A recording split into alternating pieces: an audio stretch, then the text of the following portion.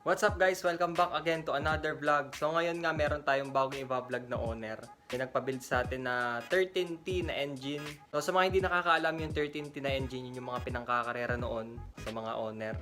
Dagdag nga pala info guys. So nagbebenta nga pala tayo ng SR3 na Recaro. So pair nyo siyang mabibili sa halagang 16.5 lang. Yan. So meron nga ako nabili dito na upuan din. Yan, Kirky.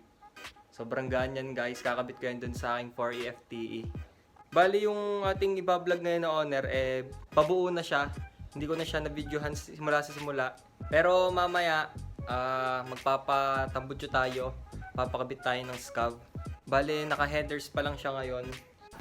So ito guys, yung ating bibidyohan na 13T na owner type Jeep. So hindi ko na nga siya nasimula na videohan, simula sa simula. Pero patapos na naman siya. So yan nga oh, kita nyo nga yung engine. Hindi pa siya ayos. Bali yung sukat nito, malapad siya. Tapos mahaba din. Naka Recaro SR3 nga pala tayo. Kakakabit lang yan dalawa kahapon. Pwede rin kayong bumili sa amin yan. 16.5 lang yan, pares na po yan. Yung ikakabit naman dito na bubong is trapal lang. Hindi na yung may glass. Bali yung trapal niya hanggang likod. Kasi kakabitan din to guys ng sound system. Yan, dyan kakabit yun sa likod niyan. Bali yung ginamit natin na mugs dito 15s na Watanabe. Tapos yung sa flooring naman checkered na pure stainless. Yan, yun na lang yung kulang din. Tatakpan na lang natin yung tranny. Madami pa tayong owner dito sa labas natin. Ano, shoutout sa'yo Yuan.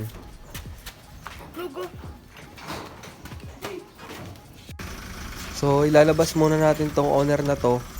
Kasi yung nasa likod niya ilalabas na. Bale pagpapalitin lang naman natin sila ng tayo. Kasi wawiringan to next week. Ito naman guys yung 3AU natin na ipang-car show sana natin. Kaso nga lang hindi tayo aabot. Madami pa naman tayong masasalihin sa susunod na car show. Kaya relax na muna tayo, tapusin na lang natin yung mga owner ngayon para pag nag-car show, finish na at maganda. Sana manalo tayo. Sa tingin nyo ba guys, maganda kapag dalawa yung bar neto sa likod yung kagaya nun? Yung sa 13T kasi mahaba yun, kaya sinuggest namin na lagyan siya ng bar. Ito naman sa 3AO kasi parang ayaw ni boss na may ganyan. Pero goods din naman yung itsura kahit walang ganun sa likod.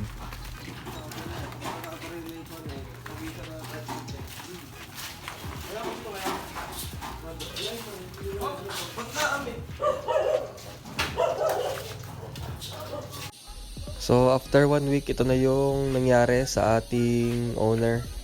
Yan, nakabitan na siya ng trapal. Nilagyan muna namin siya ng cover kasi baka makalmot ng pusa. Yan, ito na yung speaker guys. Yan, naka JBL tayo na speakers. Yan, tapos yung ating ilaw sa likod, nakabit na rin, pati tailgate.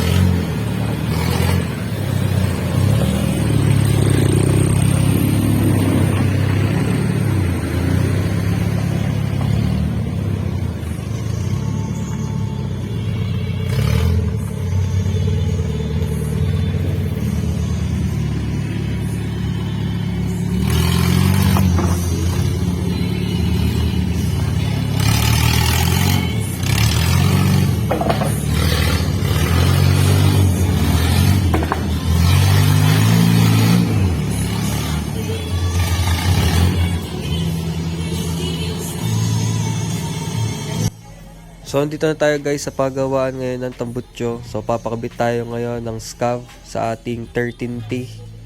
Yan, shoutout po sa JMEB Mufflers and Headers. Eto guys, ipapakita sa atin ni Kuya yung ikakabit sa atin na scav. So, yan o. Yan yung narecommend sa akin ni Kuya na ikakabit natin na scav sa 13T. So, umalis nga ako dun sa paggawaan ng tambutso kanina. So, dito na siya sa talyer. Inaayos siya ni Kuya Pogs. Anong inayos mo, Kuya Pogs? Lalagyan ng oil pressure gauge. Yun, oil pressure gauge. Ano pang iyong gagawin? Yun na lang. Lahat ng gauge? O, yun lang. Yun lang. Naayos na yan. Ayos na rin ng preno, ayos na rin ng carb. Carburetor. Okay.